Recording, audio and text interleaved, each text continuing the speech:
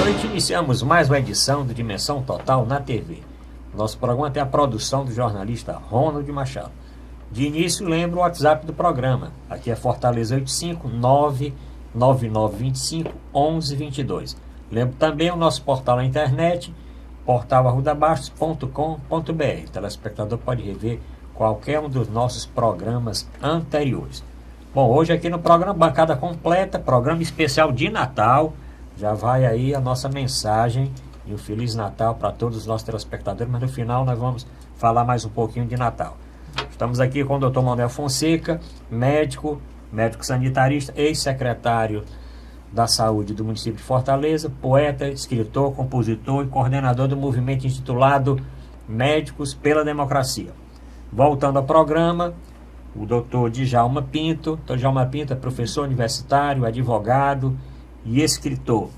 E do nosso lado aqui esquerdo, o Dr. José Maria Filomeno. Dr. José Maria Filomeno é colunista do jornal O Estado, é também colunista do programa do Fernando Maia na Rádio Assunção e economista e advogado.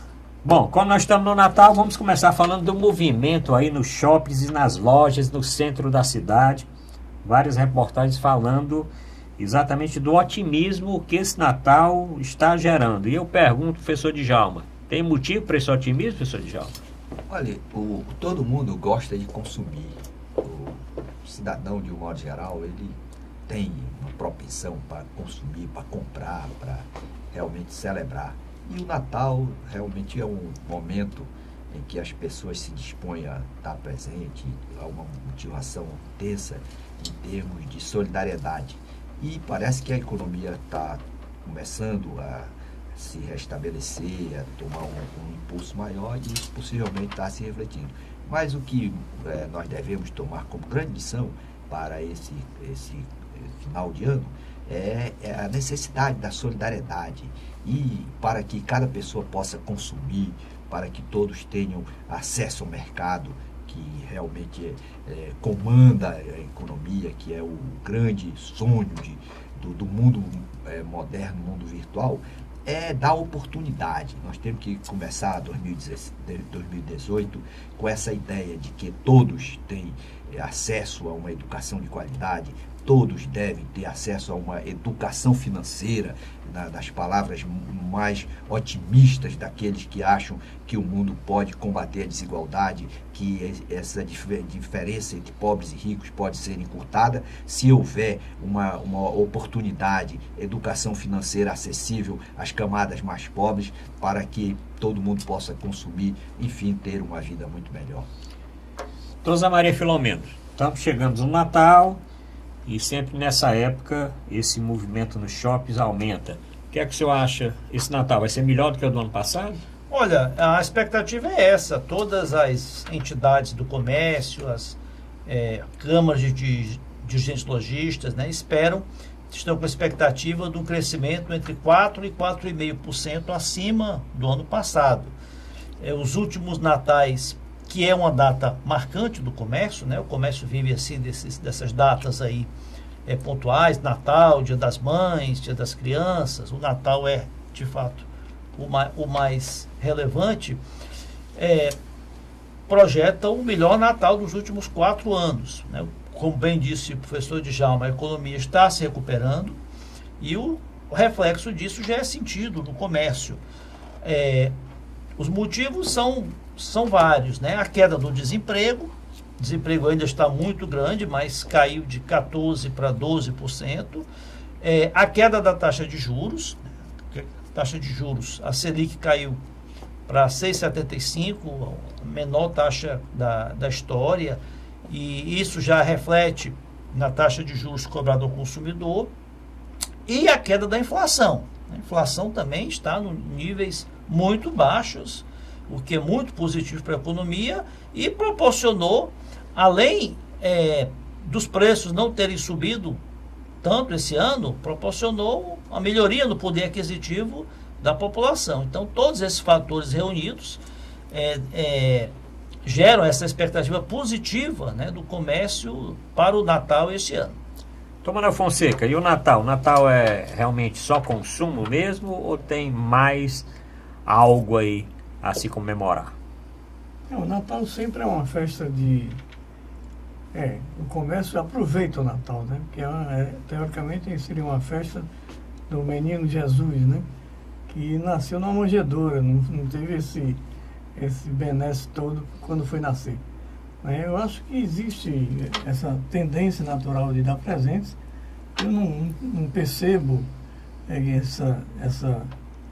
essa retomada da economia, não vejo. A gasolina subiu, né? O consumo está complicado, não está tão fácil assim. Agora o pessoal no Natal vai consumir, né? Faz das tripas coração, se endivida para dar o seu presente às pessoas que eles querem bem, né? Os familiares e tudo mais. Eu sugeria que as pessoas produzissem o seu próprio presente, né? Procurassem os artesãos, as pessoas que trabalham duro, né? E não esse consumismo exagerado que foi tomado como um Natal, mudando até o personagem mais importante do Natal, não é Jesus Cristo, é o Papai Noel. Né? Por acaso ele é vermelho, né? Mas né, é um símbolo do consumismo e não um símbolo como diz o Djalma, da solidariedade, da fraternidade que deve existir nesse fim de ano. Bom, depois falaremos no último bloco mais de Natal. Professor Djalma, olha, o número de doações realizadas aqui no Ceará, doações não, de adoções. Doações, transplante de órgão aumentou, mas o número de adoções realizadas aqui no Ceará caiu 32% esse ano. E nesse final de semana, viu, doutor Fonseca, eu participei de um movimento de um grupo intitulado Vivi é Vida. Vivi é Vida, Viviane foi uma jovem que faleceu de câncer de mama recentemente. E a família, então, sensibilizada, resolveu, a família passou um ano, exatamente durante o tratamento dela, muito unida e tal, formou um grupo de jovens e de familiares que hoje procuram prestar alguma atividade social, e esse movimento foi em algumas favelas aqui da cidade e também em orfanatos. E chegando no orfanato, nós nos deparamos com 15 crianças no orfanato. E dessas 15 crianças só tinha uma para adoção. E a responsável diz, olha, doutor, sempre vem muitas pessoas interessadas em adoçar, mas infelizmente a legislação atual dificulta muito esse ato de adoção. E eu hoje lendo a reportagem que saiu na imprensa que realmente no Ceará teve uma queda de 32%. Em primeiro lugar, é muito triste a pessoa nascer sem ter pai, sem ter mãe, ou a pessoa que vai ser rejeitada pelo pai e pela mãe. Significa paternidade irresponsável. Eu acho que caberia uma grande instrução, usar os veículos de comunicação para reduzir a paternidade irresponsável. Se você não quer ter o filho, como é que você vai gerar o filho, colocar no mundo para ficar realmente à mercê dessa caridade humana? Em segundo lugar, a legislação, diante da realidade, o direito tem que ser produzido em função da realidade onde ele tem vigência. Se existem crianças abandonadas, nós temos que facilitar ou criar mecanismos que, dentro dos princípios éticos, atendam essa necessidade das crianças. Você imagina a pessoa nascer sem saber quem é seu pai e sua mãe, ser colocado no lixo, ser colocado na porta de residências, uma coisa muito deprimente, e isso depõe contra a própria civilização. E isso é um atestado da nossa pobreza material e espiritual, da nossa indigência. E isso se agrava quando falta sensibilidade nos responsáveis pela legislação, ou então, por que a legislação ficou um pouco mais rigorosa? Porque havia uma comercialização de seres humanos, crimes praticados, né, nesse procedimento de adoção, nos processos de adoção, o que é uma deturpação e uma falta ainda mais de civilidade. Então, é um ponto que precisa ser tratado com prioridade, inclusive, pelo poder constituído, no sentido de estimular as pessoas a uma paternidade responsável e, em segundo lugar, para as crianças que já estão à espera de uma adoção, facilitar o procedimento para que não desestimule aquela pessoa que tem o seu coração generoso e que quer realmente prestar uma grande contribuição à humanidade, dando abrigo, dando carinho àqueles menos afortunados na vida. Aqui no Ceará, professor Zé Maria, nós temos 1.200 crianças em abrigos, em orfanatos. Dessas 1.200 crianças, só 135 estão com possibilidade de adoção. Quer dizer, de 1.200 crianças, só 135. Olha, é uma situação lamentável, porque a criança, o ser humano, pela própria natureza, ele deve ser criado, educado, né, no seio de uma família, né, com aquela referência de pai, mãe, irmãos, né? E nada mais desumano do que uma criança totalmente órfã e totalmente alijada, né, de uma referência familiar, de um convívio familiar. E também muito nobre, né, homens e mulheres que desejam, que lutam para adotar uma criança, né, para ter aquela criança no seio da sua família e prover-lhe amor, carinho, educação, formação, né?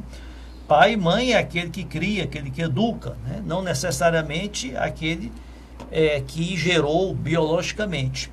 E existe realmente uma quantidade enorme, grande de crianças sem, né, dispostas, né, a serem adotadas. E existe também um grande número de famílias que querem adotar. A questão é que a legislação ela é muito rigorosa e a adoção ela tem que ser feita por um procedimento judicial. E esse procedimento judicial ele requer uma série de etapas, uma série de procedimentos. Tanto a criança quanto os propensos adotantes têm de passar por avaliações psicológicas, avaliações sociais, tem que haver um período de experimentação, de convivência, né? Só após o psicólogo, né, um assistente social e o próprio juiz, né, chegarem à conclusão, por vários laudos, né, de que há compatibilidade naquela família para adotar aquela criança, que ela é realmente homologada. Então, esse procedimento todo, ele demanda muito tempo e demanda muitos procedimentos que o nosso judiciário ele está abarrotado de processos. Então, o judiciário tem sido o grande empecilho para que essas adoções elas se efetivem, né? Então, eu acho que como bem destacou o professor Djalma, todo esse cuidado, né, todos esses procedimentos, eles foram instituídos para evitar adoções que muitas vezes tinham objetivos criminosos, né, até de tráfego internacional de órgãos.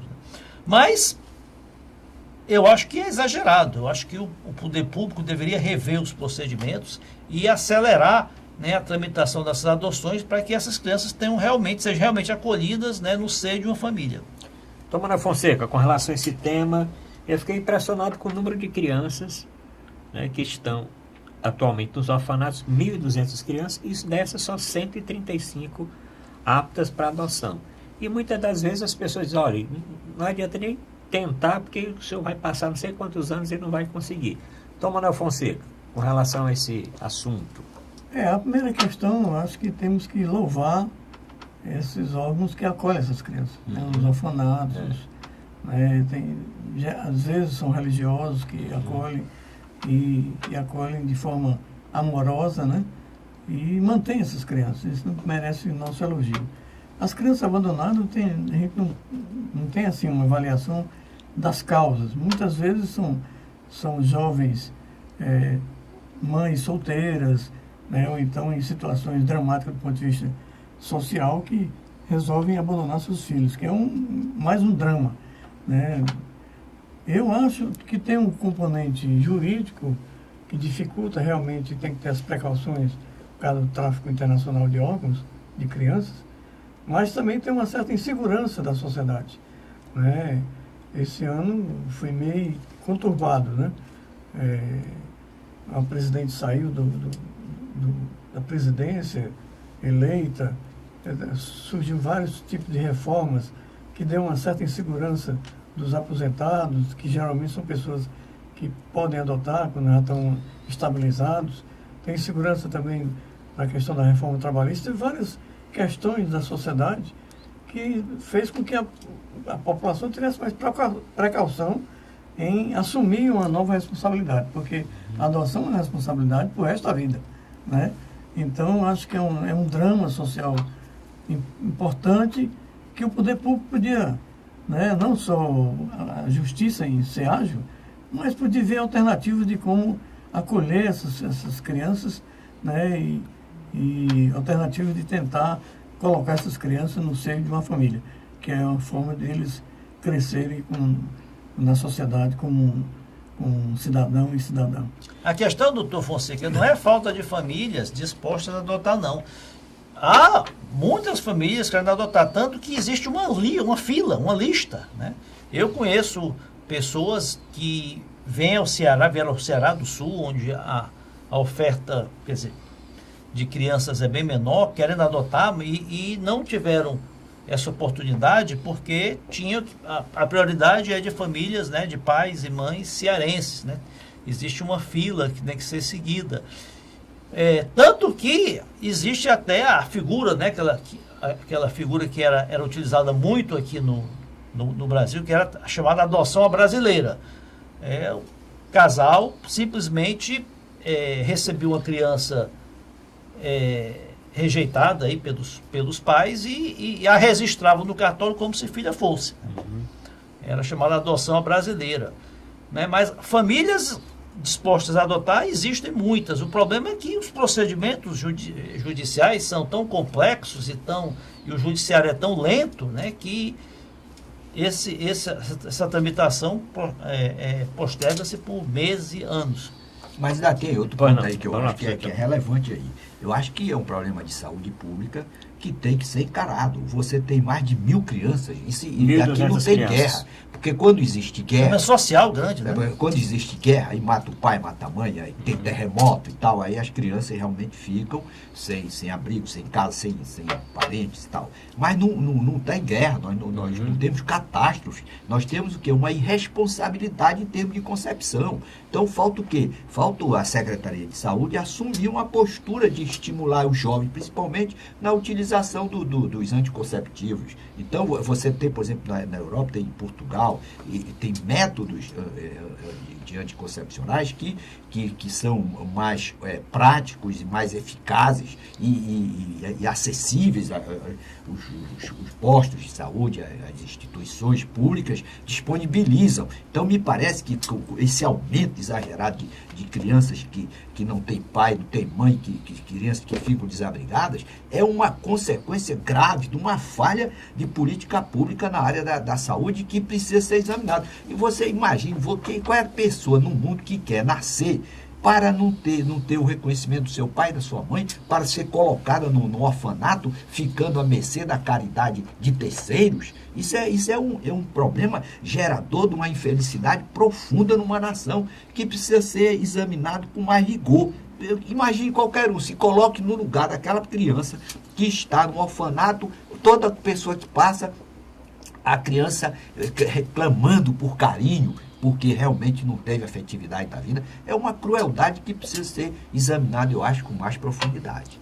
Bom, doutor Manuel Fonseca, para nós encerrarmos esse assunto em primeiro bloco, o senhor tem mais algum comentário? Eu acho que, viu, Djalma, claro que a saúde tem que intervir, mas essa não é da área da saúde. Nós estamos pegando a fase final, né? O processo é um processo anterior, está relacionado com o processo educativo, de educação né, que tem que ter na escola, discutir claramente essa história da sexualidade na escola, porque isso é o que leva, às vezes, a pessoa não se protegendo, pegar um filho indesejado.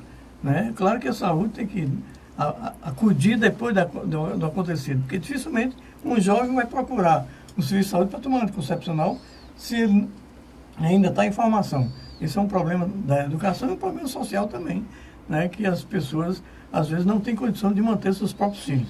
Né? Agora, por que não tem? Eu considero que é uma questão mais social. Né? Mas pode ser que alguém ache diferente, que é simplesmente uma falta de responsabilidade. Eu acho que tem vários contextos da sociedade que faz com que a pessoa, infelizmente, tenha um filho indevido, não desejado e abandonado. Bom, estamos encerrando o primeiro bloco com a mensagem, né, para o nosso telespectador nesse período de final de ano. Que tal visitar agora nos próximos dias os orfanatos da nossa cidade? Conhecer as crianças e as carências que esses orfanatos passam. Muitos deles, aliás, a grande maioria, vivendo de caridade, de doações exatamente da população, praticamente sem nenhum recurso público para manter, ou instituições religiosas ou até mesmo pessoas leigas que mantêm aquelas casas com tanto carinho e com tanta dificuldade. Que tal, como uma medida desse final de ano, visitar os orfanatos, conhecer as dificuldades e ajudar e apoiar essas instituições? Voltamos já já com o segundo bloco do nosso programa.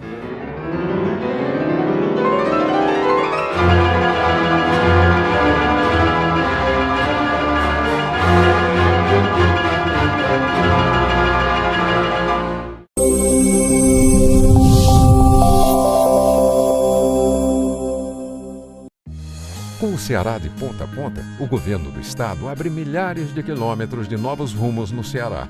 Ao todo, 5 milhões de cearenses serão beneficiados pelas ações do Ceará de ponta a ponta, com obras de restauração, pavimentação e duplicação que geram empregos, oferecem mais segurança e criam novas oportunidades. Hoje, com a estrada do jeito que está, quando minha filha sai, eu fico mais tranquila, por causa que a estrada está boa, né?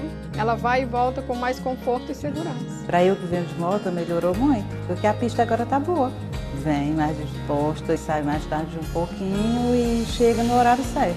Mais de 1.500 quilômetros de estradas já foram concluídas e até o fim de 2018 serão cerca de 3.000 quilômetros de estradas requalificadas. Essa é a direção para levar um futuro melhor para todos os cearenses. Ceará, novas ideias, novas conquistas. Governo do Estado do Ceará.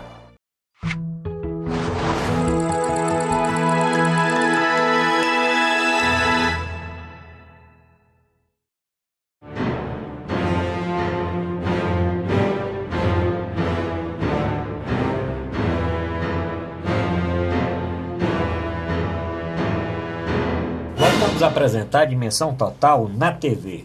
Nosso programa tem a produção do jornalista Ronald Machado. Vai aqui um Feliz Natal para o nosso querido amigo Ronald Machado. Bom, lembrando aqui o WhatsApp do programa, pode encaminhar sua mensagem de final de ano. Aqui é 85-99925-1122. Lembro também o nosso portal na internet, portal@arrudabastos.com.br. O telespectador pode rever qualquer um dos nossos programas anteriores. Dr. Manuel Fonseca, a segunda turma do STF rejeita a denúncia contra o deputado federal Arthur Lira, Benedito Lira, Zé Guimarães e outros mais.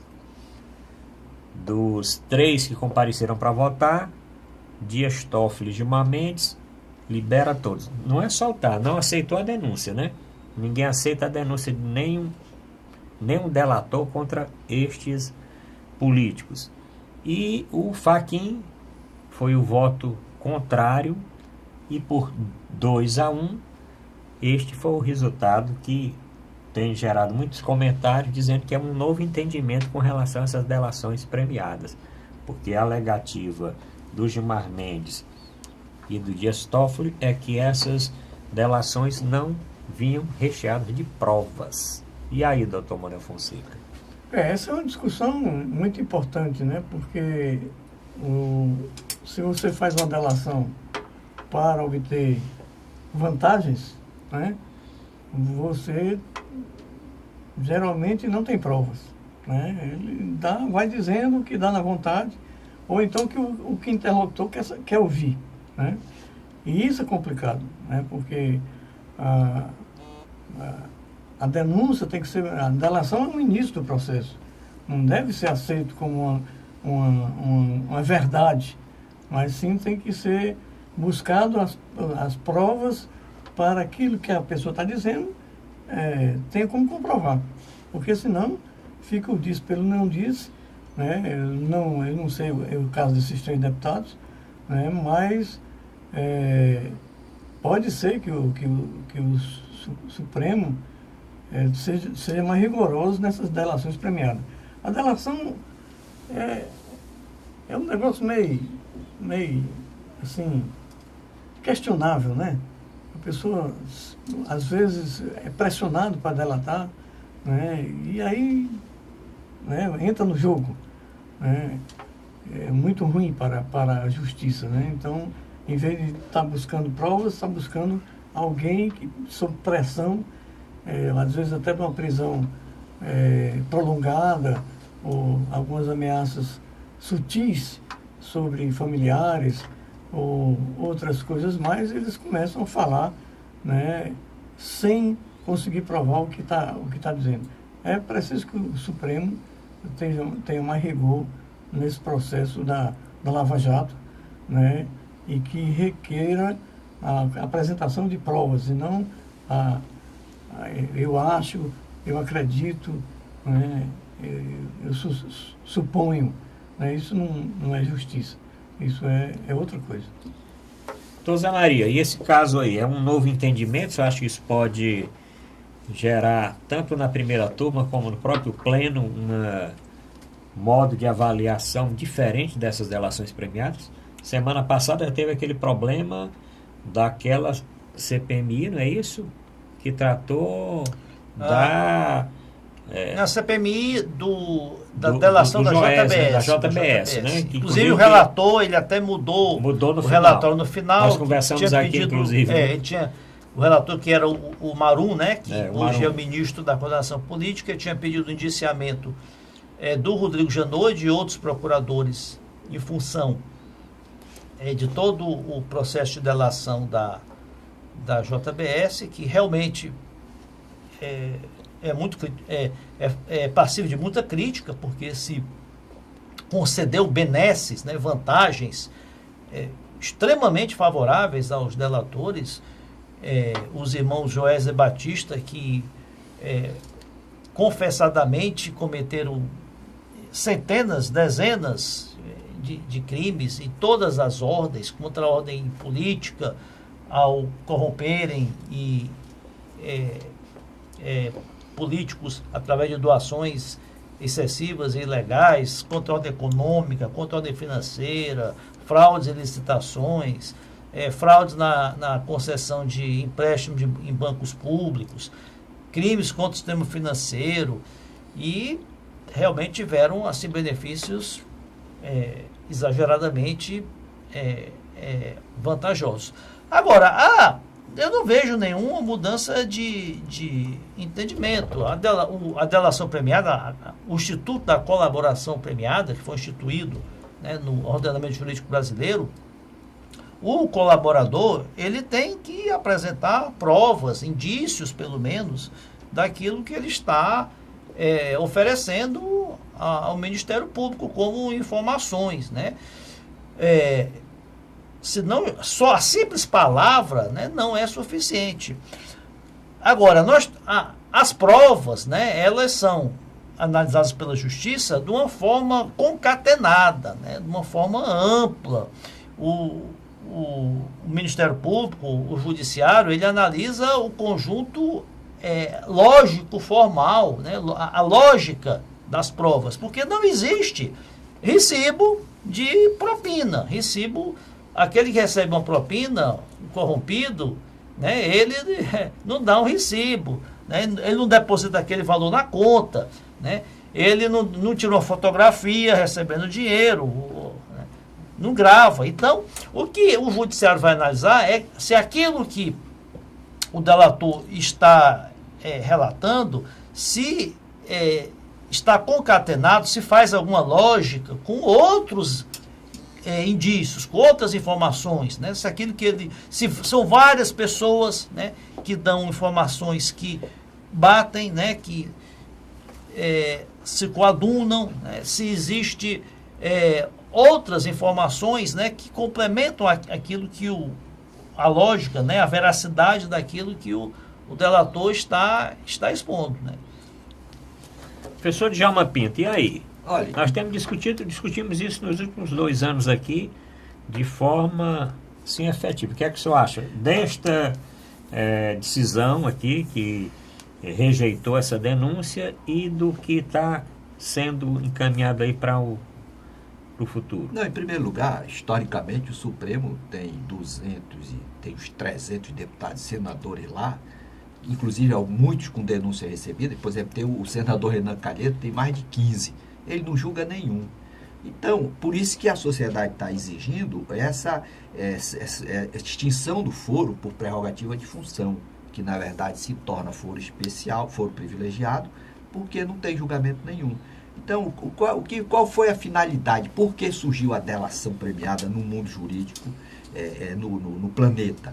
Porque as organizações criminosas, elas mantêm uma certa condição de impedir que o aparato repressor do Estado tenha acesso ao crime organizado, principalmente. Então, como é que o Estado ia conseguir descobrir, se não com a informação prestada por um próprio participante lá do delito? Foi por isso que os juristas e o mundo contemporâneo reconheceu a necessidade de uma certa liberação de algum integrante de quadrilha para que ele informasse o modus operandi da organização criminosa, e então o Estado pudesse punir aqueles que infringiram a lei penal. É evidente que só a delação premiada podia haver desvio de finalidade. Mas o fato é que você não pode também... O que é que significa a denúncia?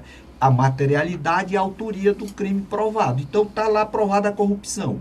Existe o delator que foi beneficiário da corrupção. E ele diz como foi que ele chegou para operacionalizar aquilo. Ele não pode ter feito a corrupção, por exemplo, dentro de uma licitação, sem a participação de agentes do poder público.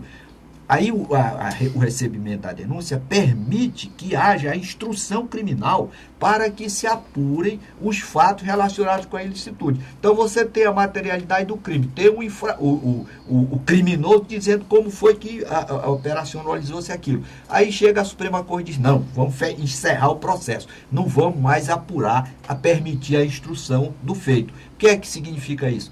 Preservação da impunidade. Isso significa estímulo para que novos agentes públicos ou agentes políticos persistam na ação delituosa com a certeza da impunidade, que isso está caracterizado pela ausência de julgamento do Supremo Tribunal Federal em relação aos agentes políticos, que motivou a sociedade a exigir a extinção do foro por prerrogativa de função.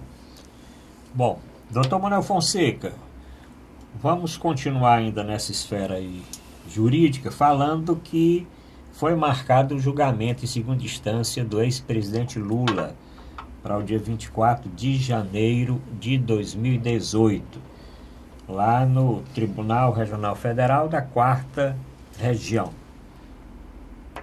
Foi rápido a marcação desse julgamento, professor Djalma, ou professor Fonseca? Parece que foi uns 6 meses, mas antes disso, Sim, a questão da delação premiada, certo. Tem outro complicador, que é a indústria da delação premiada. Está sendo uma prática tão comum que começa a se suspeitar de que a negociação para diminuir a pena ou diminuir a multa, né, alguém está levando vantagem nisso aí. Isso é que é o mais grave, porque corrói o sistema judiciário. A questão do Lula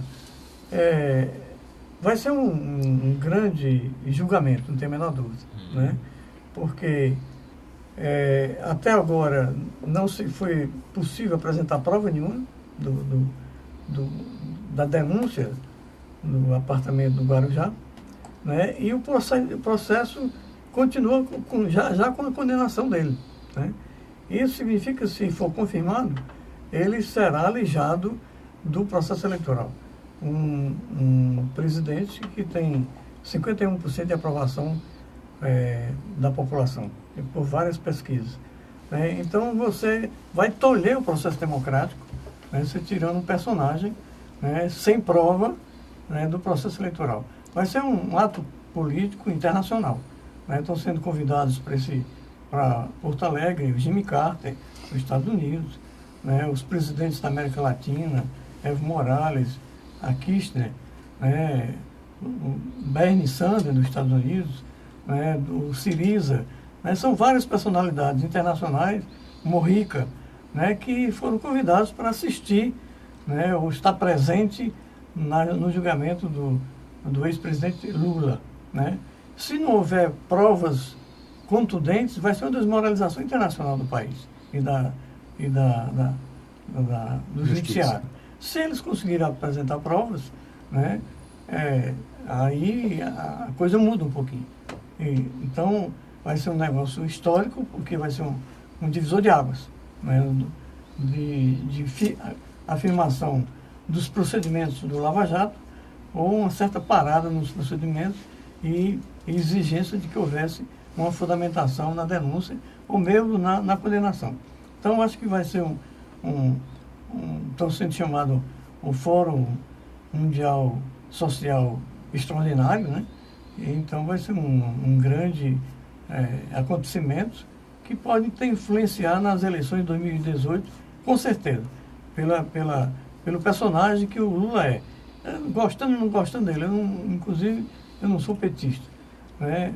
E tenho várias críticas ao presidente Lula, mas ele conseguiu superar um massacre de vários anos e conseguir, era uma desaprovação extraordinária, e agora está uma aprovação imbatível, né? Então, é um fato político nacional e que merece ser avaliado com isenção e sem paixão.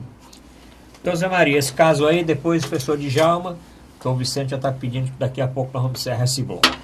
Bem, esse julgamento do presidente Lula é uma demonstração da evolução política institucional do Brasil, que mesmo uma figura política da envergadura do ex-presidente Lula, temos que reconhecer isso, que o professor Fonseca disse, ele se submete aos trâmites da justiça como qualquer outro cidadão. Nós temos que lembrar que esse processo, cujo recurso vai ser julgado pelo TRF da 4ª Região, é um crime comum, é um crime que foi acusado de corrupção passiva, lavagem de dinheiro, né, ocultação de patrimônio, que transcorreu sob a égide, né, do regramento processual penal do Brasil. Foi investigado pela Polícia Federal, foi denunciado pelo Ministério Público. O ex-presidente Lula teve todo o direito de defesa, do contraditório, foi julgado pelo juízo competente. Se há provas ou não há provas, pelo sistema institucional vigente, quem diz, a palavra que diz se as provas são condizentes para a caracterização da autoria, da materialidade, é o judiciário, né? Então, nós temos um judiciário independente, temos um judiciário constituído, né? O presidente Lula, por todos os méritos políticos que tem, não está acima da lei, né? Ele não está sendo julgado numa situação de exceção, como havia no períodos autoritários, por lei de segurança nacional, por subversão à ordem política. Ele está sendo julgado por crimes comuns, né? Agora, não se pode, por discordar, né, do juízo, do entendimento da justiça, não pode se atribuir fundamentação política, que se está querendo alijar o presidente da República, o ex-presidente da República, do processo eleitoral, né? Se ele for se a sua condenação for mantida, ele ficará impedido de disputar a eleição por estar em curso na lei da ficha limpa. A lei da ficha limpa já existe há vários anos. Acho até que foi promulgada, né, durante o governo do presidente Lula. Né? Aquele que for condenado no órgão colegiado, né, fica inelegível. Isso aí, ou seja, não se está perseguindo o presidente Lula. Ele é que será condenado, em sendo condenado, ficará inelegível. Aliás, não é só esse processo que ele responde. Né? Existem mais 7, ele réu em mais 7 processos, em casos diferentes. Ele responde um processo por a questão dos caças, né? Recebimento de favorecimento àquela empresa sueca na venda dos caças, favorecimento a empréstimos favorecidos a uma empreiteira para fazer obras em Moçambique ou Angola, um país africano, do qual o sobrinho dele, né, um enteado dele, recebeu propina. Existe o caso Mas das... tu sabe disso, que ele recebeu propina mesmo? Eu estou dizendo que ele está sendo Você processado. está dizendo acusado, não recebeu Não, propina. mas quem vai dizer a justiça? Mas Quem diz é a justiça. Você está afirmando Não. que ele recebeu. Eu estou dizendo que ele está sendo acusado. Acusado No é uma Brasil, coisa. quem diz que é Acusado. condenado não é a imprensa. Claro que... Quem diz que é apesar da condenado... imprensa condenar antes. Não, mas quem diz é a né? justiça. Eu sei, Nós não mas estamos no você sistema tá de afirmando exceção. aí que ele recebeu propina. Eu não sei se ele recebeu. Não, então, Quem disse que não ele afirme. recebeu é o Ministério Público. Então não afirme. É o Ministério Público. Sim, mas você disse que ele recebeu. Também. Me perdoe se eu disse que ele recebeu. Quem disse que ele recebeu? O Ministério Público. Eu estou dizendo que ele está sendo acusado de mais 7 outros processos. Claro. Tem outro processo que ele responde por favorecimento a uma medida provisória que favoreceu uma montadora em benefícios fiscais. Ou seja, será que existe uma orquestração de diversos agentes do Ministério Público, diversos promotores em diversos casos diferentes, diversos juízes, todos, né, macomunados para obter uma condenação do ex-presidente Lula só para ficar inelegível? Eu acredito que não. Então, nós vivemos num sistema institucional em que cabe ao judiciário processar e condenar. Né? Agora, desmerecer o judiciário, né, como tem sido feito, eu acho que é um desserviço para o país. É querer levar o país por uma anarquia, né, em que se não respeita as decisões da justiça. Vamos escutar agora o professor Djalma, depois o doutor Manuel Fonseca, se quiser falar alguma coisa, e vamos para o último bloco do nosso programa. Sinceramente, como cidadão, eu fico muito triste, porque não é só o presidente Lula, Aécio Neves. Aécio Neves chega também, não tem nada de prova contra mim. Renan Calheiros, não tem nada de prova contra mim.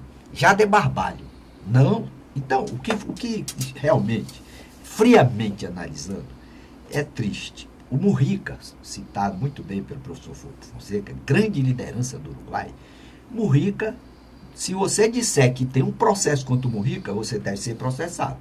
Porque o Mujica abdicou de qualquer patrimonialismo. Você tem o exemplo de Nelson Mandela, também uma pessoa que passou no poder e realmente engrandeceu pela sua postura, foi reverenciado no mundo. Ninguém no mundo ousou dizer que Nelson Mandela se envolveu com corrupção, com qualquer coisa.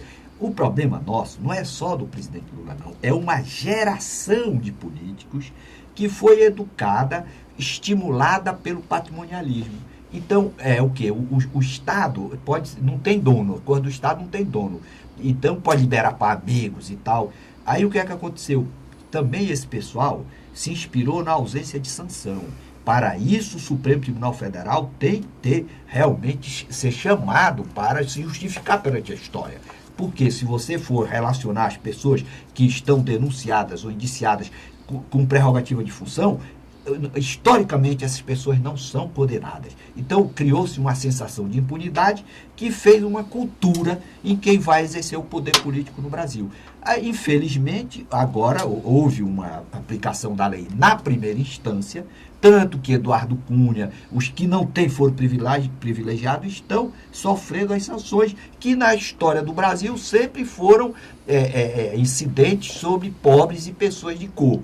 E agora a classe política está sendo chamada para submeter-se à aplicação da lei na primeira instância. Isso gera constrangimento e gera a utilização da acusação de que se trata de procedimento para exclusão de políticos para atingir. Eu, sinceramente, fico muito triste que o presidente Lula tenha uma contribuição histórica e poderia ter evitado essa situação. Infelizmente, seguiu a cultura tradicional, que é a mesma de Aécio Neves. Aécio Neves já quer ser candidato a governador de Minas Gerais. Não existe prova contra mim. Renan Calheiros, não existe prova contra mim. Ou seja, a legislação precisa evoluir, porque, inclusive, o presidente Lula, se for aplicar a Constituição, independentemente da condenação do segundo grau, ele já estará inelegível, por uma razão simples. O presidente da República, que tem contra si uma denúncia recebida, não é um processo julgado nem uma condenação de segundo grau, uma denúncia recebida pelo Supremo Tribunal Federal, ele não pode sequer permanecer no cargo. Então, qualquer presidente que tiver denúncia recebida, ele estará impedido de permanecer no cargo. Então, como é que o cidadão que está com a denúncia recebida, que já tem uma condenação, que tem diversas denúncias recebidas em órgãos judiciários diferentes, como é que ele vai assumir? Se ele ganhar a eleição, aí como é que ele vai tomar posse? Se a Constituição diz, textualmente, que quem está denunciado não pode exercer o cargo de presidente da República. Então, esse é um impasse institucional que eu acho que poderia ser superado com a própria compreensão do presidente Lula, de colocar novas lideranças para ocupar o poder e exercer, exercer a atividade com esse direcionamento das políticas públicas para atender às reivindicações sociais. Eu acho que seria mais prudente. Doutor Manuel, você como algum agora, vamos encerrar, podemos até continuar no outro bloco. Eu acho, sabe, que claro que o presidente Lula não está acima de nenhum cidadão, né? Mas ele tem direito à defesa. Mas ele está sendo exercida a defesa dele. E eu estou dizendo que não está. Vamos deixar, você, vai lá. Então, na segunda instância, inclusive, a denúncia não significa que ele vai ser condenado, né? Ele pode ser absolvido em todos os processos. Pode. Né? Espero que seja. Pois é. Se ele for absolvido em todos os processos, ele pode ser candidato a presidente da República, né? Até agora, a Lava Jato não conseguiu provar as denúncias que estão sendo feitas contra ele. Não conseguiu provar. Tem denúncias, mas não tem a materialidade. Não tem nenhuma. Ou o presidente Lula é muito inteligente, ou a Polícia Federal é muito ruim, né? Porque não conseguiu materializar essa ruma de denúncias que estão contra ele, né? Então, eu acho que ele tem que ir para o julgamento. Um julgamento justo, né, a defesa dele. Se conseguir provar, que seja condenado, né? Se não conseguir provar, que seja absolvido, né? E ele será candidato a presidente da República, ou indica lá um candidato, né, do que ele acha que seja correto, do ponto de vista do entorno político, que ele é o centro no momento, né? Então, essa é a grande questão. É assim, eu fico até um pouco pasmo com um homem tão condenado e tem tantas lideranças internacionais que vêm para o julgamento dele. Esse pessoal está se expondo internacionalmente, né? Porque vem esses ex-presidentes de vários países, vem o presidente Jimmy Carter, vem o segundo colocado na eleição dos Estados Unidos, eles estão expondo também. O Bonovox, eles estão se expondo ao vivo para o julgamento de um acelerado, como é que estão dizendo que o presidente Lula é. Então, eu acho que vai ser um julgamento histórico e que pode dizer que fortalece a nossa democracia ou pode enfraquecer a democracia. Olha, eu discordo. Mas deixa eu só. Vamos continuar claro. No segundo bloco, porque senão nós não vamos fazer o nosso segundo intervalo, que é para o nosso telespectador beber uma aguinha. O debate está muito bom. Hoje, nós estamos aí no Natal, na véspera do Natal, tem muita gente ainda comendo um restantezinho da ceia, assistindo, esperando o Papai Noel, assistindo o nosso programa. Voltamos já.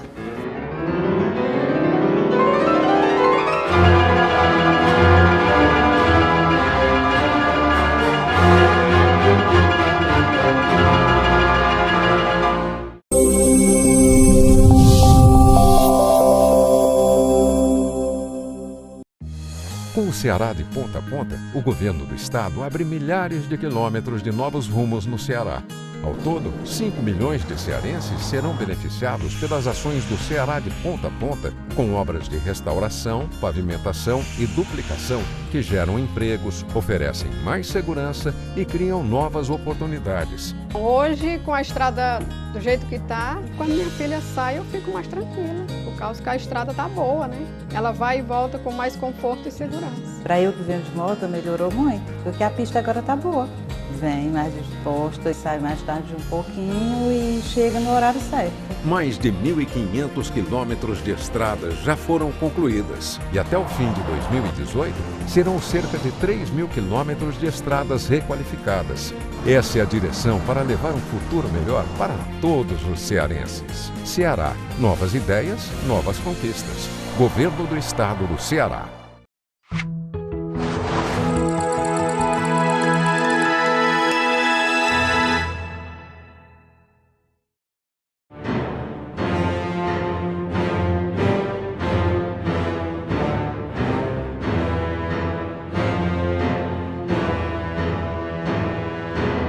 Vamos apresentar a Dimensão Total na TV.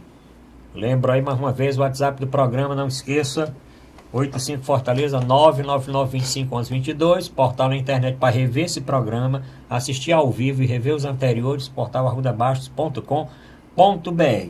Vamos na corridinha aqui no terceiro bloco. O professor Zé Maria queria falar alguma coisa, mas já vou introduzir outro tema também. Faculdades preparam demissões após corte em massa da Estácio. Após a demissão de 1.200 professores da Estácio, outras instituições, principalmente e inicialmente em Rio e São Paulo, anunciaram também demissão em número menor de professores. E a discussão que se levanta é que isso tudo veio agora depois da nova lei trabalhista, a reforma trabalhista, e que essas ações são exatamente para baratear o custo da mão de obra, principalmente dos professores nestas universidades. Né, professor? O senhor ia falar alguma coisa ainda do bloco anterior? Para encerrar o caso aí do... É porque nós vamos ter debate até 24 de janeiro aqui, vai ter muito debate Lula, ainda. é que, o ex-presidente Lula pode exercer seu direito de defesa, nós estamos na democracia, pode denunciar se acha que está tendo seus direitos tolhidos ou que está sendo injustiçado. Agora, o que ele não pode é colocar a sociedade contra as instituições. Incentivar, como muitos petistas estão, a desobediência civil, caso ele seja condenado. Olha, existe todo um regramento, né? Existe... a justiça tem seus procedimentos. Existem... Quem discordar das decisões da justiça tem os instrumentos para recorrer, né? Recorrer até o Supremo. Então, alegar que o ex-presidente Lula tem que ser julgado pelo povo e não pelo Sérgio Moro e não pelo Tribunal Regional Federal da Quarta Região, isso daí é querer realmente estabelecer a anarquia, né? Voltar ao tempo aí dos bárbaros em que se levava praça pública para o povo, né, mandar condenar ou absolver, né? Mas... O ex-presidente Lula, ele tem que ser votado pelo povo, agora julgado por seus atos e pela justiça, né? Nós vivemos no Estado Democrático de Direito, pela justiça. Agora, eleito ou não eleito pelo povo, pelo eleitorado. Não pode se confundir as coisas. Bom, vou dar direito ao doutor Fonseca falar, depois o professor Djalma vai começar o tema das demissões dos professores. Doutor Fonseca. Da luta política, isso não tem nada de anarquia. Você desmerecer? Não estou dizendo que é desmerecer, estou dizendo que a luta política... Conclamar pela desobediência civil? Eu estou dizendo que desobediência civil? Eu estou dizendo que isso é uma luta política. E a forma como se faz a luta política, as forças que estão em contenda é que expressam, né? O Tomás de Aquino já propôs a desobediência civil no tempo do Tomás de Aquino. Na Idade Média. Na Idade Média, pois é. É um santo, né? É um santo. Então, eu acho que a questão política depende da conjuntura política, né? Nós estamos num processo democrático e é justo que as pessoas, democraticamente, resolvam se mobilizar, se achar que alguma coisa está sendo feita de forma errada. Né? Não estou dizendo que o julgamento é certo ou não é. Ele vai para o julgamento, é claro. Ele nunca se negou a ir para o julgamento. Né? Agora, a população tem o direito de se expressar publicamente, né? A Constituição estabelece isso, né? Se ele achar que os seus direitos estão sendo esbulhados. Não, incentivar, promover a desobediência à ordem judicial, isso aí não é... ditadura militar. Não, cara, de forma alguma. Incentivar, promover, que isso é... Mas vamos deixar para esse debate. É ditadura bolchevista também. Bolchevista bolchevista. Não existe justiça. Tem justiça em Cuba? Nós estamos defendendo. Tem justiça em Cuba. Tem? Tá certo. Tu acha que não tem? Bom, acho que não tem. É o que você acha. É o que você acha. Vamos discutir. É uma opinião sua. Próximo bloco. Como você é uma opinião sua e achar que fazer uma movimentação política é desobediência civil e é um crime. Não, absurdo. Incentivar a desobediência à ordem judicial, vamos discutir. Quem está dizendo ordem judicial? Mas ele vai para julgamento, rapaz. Não. Pronto, vamos, depois a gente discute mais esse assunto. Mas, professor Djalma Pinto, para nós amenizarmos um pouquinho aqui o clima com relação a essas demissões da Estácio e essa discussão toda com relação, inicialmente, aos professores. Inicialmente quero dizer que esse debate acalorado, ele é muito importante porque, apesar das divergências ideológicas, você tem o maior respeito pelo professor como pelo professor Filomeno. Então, os debates são acalorados, mas, acima de tudo, são civilizados. Então, eu lamento profundamente que essas instituições não tenham examinado ou avaliado melhor antes dessa providência de demitir os professores. Porque realmente o professor não é só aquele que vai dar aula. O professor tem uma missão muito mais espinhosa, que é corrigir prova. E o fim de semana de muitos professores é marcado pela dedicação. Você imagina, você tem 300 alunos corrigindo 300 provas no fim de semana. Não tem tempo, você tem que dar aula todo dia, de manhã e de tarde, o professor que dá aula de manhã, de tarde e de noite.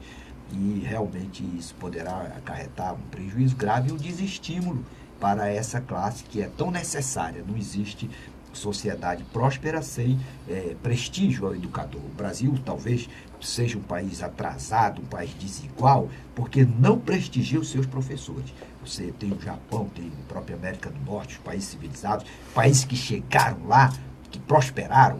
A característica marcante é o estímulo à atividade do professor. Não, como é que um profissional vai ser uma pessoa qualificada se ele não tiver tido uma boa escola, não tiver frequentado uma escola com bons professores? E nesse momento em que os professores são colocados sem nenhuma avaliação do seu interesse, prestigiando-se apenas o interesse da instituição que o contrata, eu acho que a educação brasileira poderá perder muito com essa medida. E uma outra discussão é que os alunos estão se sentindo lesados, né? Porque ao escolher essa ou aquela universidade, pesa muito o corpo docente, né? O grau dos professores, né? Quantos mestres, quantos doutores, qual a especialização desses professores.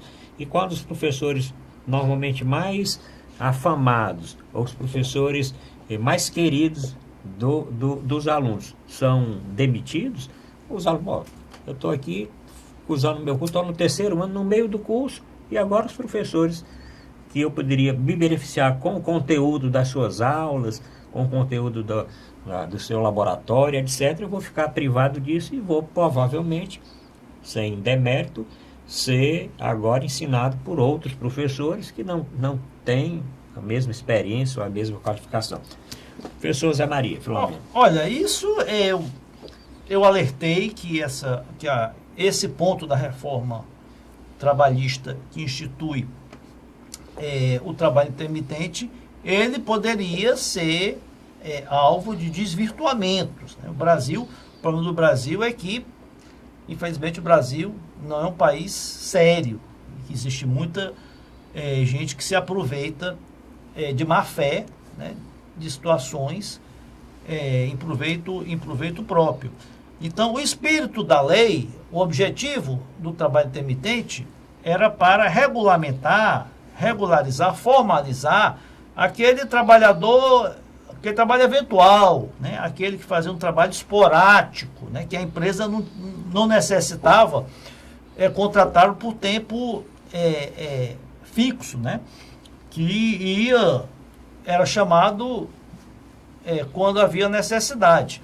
Não é o caso dos professores, né? O professor, ele tem em regra, o professor ele dá aula toda semana, todo dia. Então, não é o caso de trabalhador intermitente. Então, está havendo um desvirtuamento do objetivo da lei. No caso da Universidade Estácio de Sá, que é talvez hoje o maior grupo de ensino superior do Brasil, inclusive é uma empresa de capital aberto, tem ações na Bolsa, inclusive aquele grupo 3M, que é dono aí da Ambev, um grupo econômico muito forte, um dos maiores acionistas da Universidade Estácio. E, felizmente, a Justiça do Trabalho já concedeu uma liminar suspendendo essas demissões, que serão reavaliadas, porque uma demissão em massa de 1.200 professores é algo muito sério, que foi muito prudente essa ação da Justiça. E eu espero que o governo, assim como ele reviu alguns pontos da reforma trabalhista, ele tem que também rever essa questão do trabalho intermitente, regulamentar. Eu até escrevi sobre isso, que essa introdução do trabalho intermitente, ela careceu de uma regulamentação mais ampla, mais detalhada, que albergasse garantias para que o trabalhador intermitente tivesse o mínimo de proteção, né? E que isso parece não estar ocorrendo. Eu acho que o governo, o Congresso, tem que urgentemente, ou a própria Justiça do Trabalho, né, tomar providência no sentido de coibir abusos que estão sendo praticados em função da introdução do trabalho intermitente. Doutor Manuel Fonseca, com relação a estas demissões, e no final do programa, um minutinho aí, um segundinho só para uma mensagem de Natal. Eu acho que não existe uma deformidade da lei. A lei é que é ruim, né? Antes tinha maior segurança jurídica, agora tem maior insegurança jurídica, que permite que as pessoas de má fé burlem alguns procedimentos. A lei é ruim, foi aprovada de forma errada, né? Contra o desinteresse dos trabalhadores, né? Que tinham as suas estabilidades. Quem é que não quer ter a estabilidade? Vai acontecer semelhante na saúde, aí que vai ter um caos. Que se acontecer na saúde, vai ser um caos, né? Então a lei é ruim, tinha uma legislação protetora, e essa legislação foi destruída em busca de uma nova legislação que só traz benefício para o empregador e não para o empregado, né? Então acontecem essas deturpações, né, porque a lei permite isso. A lei anterior não permitia isso, né? Que tenha estabilidade, pagamento mensal, um contrato assinado, tudo direitinho, não permitia isso. Aliás, o senhor falou na saúde realmente já surgiram denúncias de que alguns hospitais estão tomando a mesma atitude com relação aos seus profissionais médicos, principalmente os médicos plantonistas.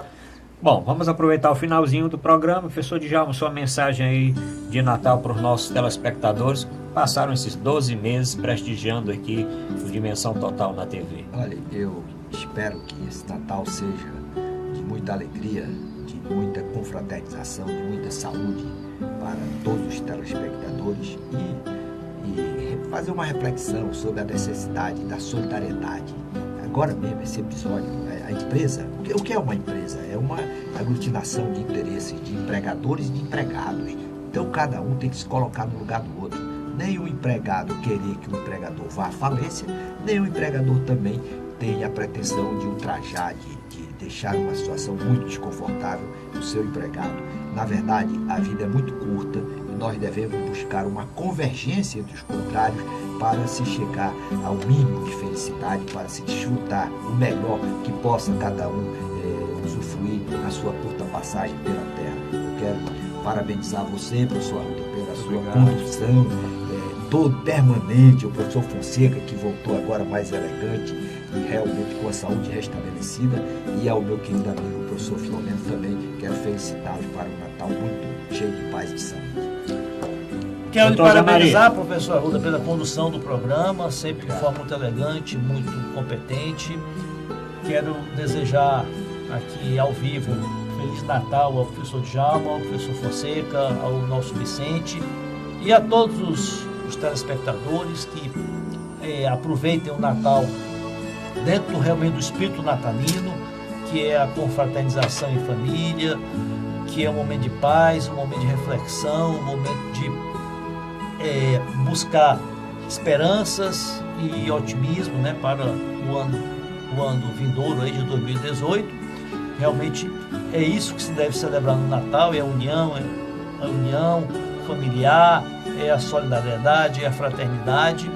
E espero que os brasileiros tenham um 2018, né, bem mais próspero, bem mais otimista, e que nós possamos cada vez mais, né, superar aí as dificuldades que o país vem passando, e isso refletirá positivamente, né, na felicidade, no bem-estar de todos os brasileiros. Tom Manuel Fonseca, mensagem aí para os nossos telespectadores. Eu queria desejar um Natal, pelo menos de paz e família, para os 3 colegas aqui da bancada e o Vicente.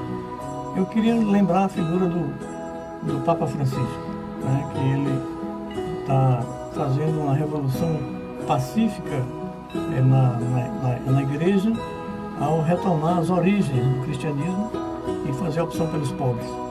O Francisco ressurgiu, fez as comunidades eclesiais de base do mundo inteiro ressurgirem, né, na defesa dos direitos da população mais pobre, na defesa particularmente da redução da desigualdade no mundo e particularmente na busca da resolução de conflitos de forma mais harmoniosa. Eu faço uma saudação nesse caso a todos aqueles que consideram a figura do Papa Francisco como uma referência para a humanidade, como uma referência para o Cristo menino, né, que nasceu na manjedoura e que, semelhante aos pobres do mundo, nasceu um pouco isolado, né, em situação de pobreza. E o Papa Francisco está voltando essas origens do cristianismo. Bom, nesse final do programa, quero desejar a todos os nossos telespectadores, ao Dr. Manuel Fonseca, ao Dr. Djalma Pinto, ao Zé Maria Fontinelli E a Ronald Machado. A Ronald Machado, que está escutando o programa, que produz o programa, o Dr. Mauro Cavalcante, que não está aqui presente, ao Vicente, ao Ayrton e a todos que fazem a TV+, mas principalmente ao nosso telespectador, que nos prestigiou durante todos esses meses. Que nesse Natal e em todos os dias do próximo ano, possamos fazer de Jesus nosso melhor amigo, pois Ele é o maior motivo do Natal e da nossa existência. Programa Dimensão Total na TV deseja um Feliz Natal, cheio de muito amor, paz, amizade, humildade e sabedoria. Feliz Natal para todos. Vamos lá? Feliz Natal! Feliz Natal! Feliz Natal!